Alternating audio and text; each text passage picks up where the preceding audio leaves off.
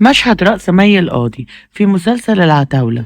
اتنين يثير الجدل على مواقع التواصل الاجتماعي، وأثار مشهد رأس الفنانة مي القاضي في الحلقة الأولى من مسلسل العتاولة الجزء الثاني ضجة كبيرة على مواقع التواصل الاجتماعي خلال الساعات اللي فاتت، حيث انقسمت آراء الجمهور بين الإشادة بأدائها وحيويتها والانتقادات التي اعتبرت المشهد جريء.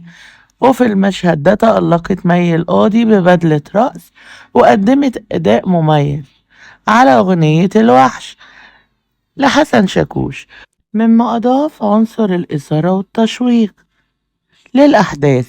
وتجسد مي القاضي في المسلسل شخصية شو، وهي رقاصة بتجمعها قصة حب مع شخصية خضر اللي بيؤديها الفنان طارق لطفي.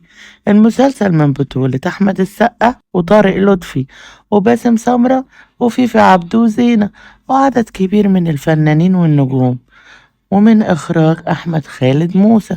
ويذكر إن الجزء الأول من المسلسل العتاولة حقق نجاح كبير جدا في رمضان 2024، مما دفع صناع العمل لإنتاج جزء تاني منه.